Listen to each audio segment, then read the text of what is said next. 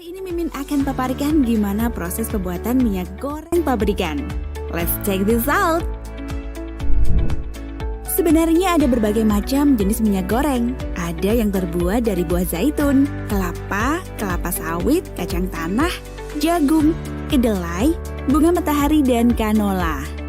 Secara umum dipasarkan dua macam minyak goreng, yaitu minyak goreng nabati dari tumbuhan dan minyak goreng dari hewan. Terdiri dari talau alias minyak dari lemak sapi dan minyak lemak babi. Tapi kalau produk minyak goreng di Indonesia sih kebanyakannya dari nabati. Dulu sih minyak goreng dibuat dari minyak kelapa. Sekarang minyak goreng sebagian besar bukan lagi diproduksi dari minyak kelapa, tetapi dari buah kelapa sawit dan sudah diproduksi dengan menggunakan teknologi modern.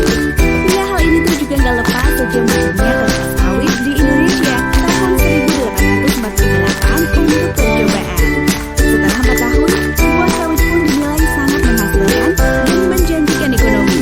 Mulai dari situ, kemudian dibudidayakanlah kelapa sawit di Indonesia untuk diproduksi massal.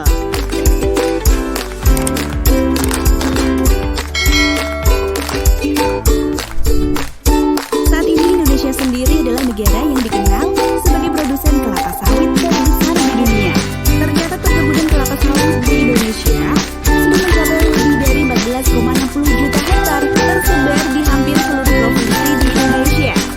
Mulai dari Sumatera, Kalimantan, Sulawesi, dan sekarang sudah menambah Papua loh. Wow, besar banget kan? Kebun kelapa sawit emang menjanjikan. Secara nih ya, minyak sawit adalah salah satu minyak yang paling banyak dikonsumsi dan diproduksi di dunia. Karena minyaknya murah, mudah diproduksi, dan harganya juga sangat stabil, apalagi untuk ekspor. Walaupun semua itu harus mengorbankan negara lindung yang digundulkan guna penanaman sawit, tapi yang namanya cuan, emang bisa apa? Iya nggak sih? Oke, mari kita lanjut. Nah, sebelum akhirnya minyak kelapa sawit didistribusikan, terlebih dahulu buah sawit akan menjalani berbagai macam proses. Pertama-tama tandan buah segar yang sudah matang dipetik. Tapi petiknya bukan ala memetik buah markisa ya, tapi pakai benda tajam karena buahnya lengket seperti enau. Oke, next. Setelah dipetik tadi, buah sawit kemudian dikumpulkan dan disortir untuk menentukan mutu buah yang baik. Jika memenuhi kriteria, buah selanjutnya diangkut oleh truk dan dibawa ke pabrik pengolahan kelapa sawit. Pengolahan kelapa sawit memang sebaiknya di pabrik dengan memakai mesin yang memiliki kekuatan pres yang baik. Hal ini agar minyak yang dihasilkan juga berkualitas baik. Nah, saat tandan buah segar sawit telah masuk ke dalam pabrik, buah kemudian ditimbang untuk dapat dilihat kapasitas minyak yang akan dihasilkan. Selanjutnya buah-buah dengan kualitas baik kemudian dikukus dengan uap air panas bertekanan 2,2 hingga 3 kg per cm untuk sekitar 90 menit. Tujuan dari perebusan ini berguna untuk sterilisasi dan membunuh enzim yang akan merusak hasil jadi dari minyak tersebut. Selain itu, juga untuk memudahkan saat pemerasan buah untuk diambil minyaknya.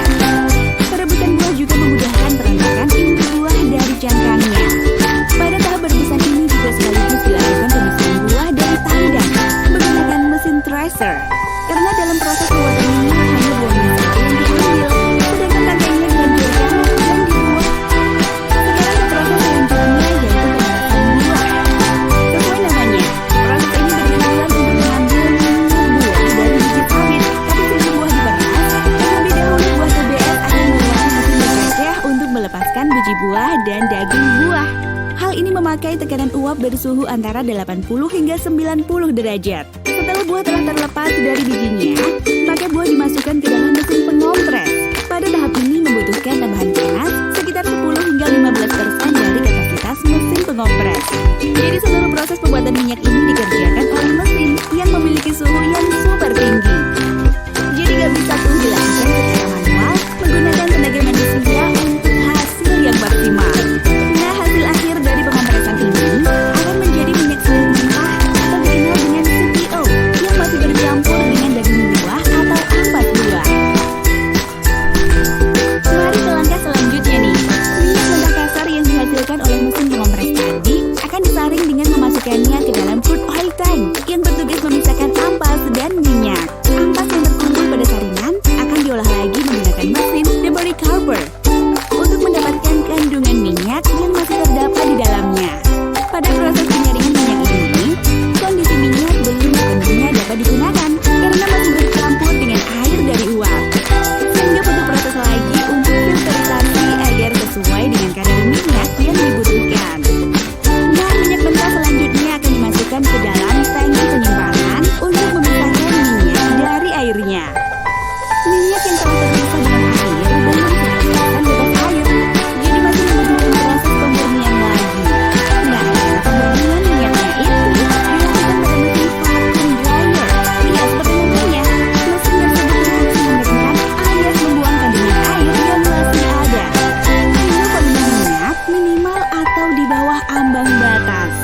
Minyak yang telah melewati vacuum dryer ini sudah dianggap sebagai minyak murni dan dimasukkan ke dalam oil storage tank untuk kemudian dibawa ke bagian pengemasan.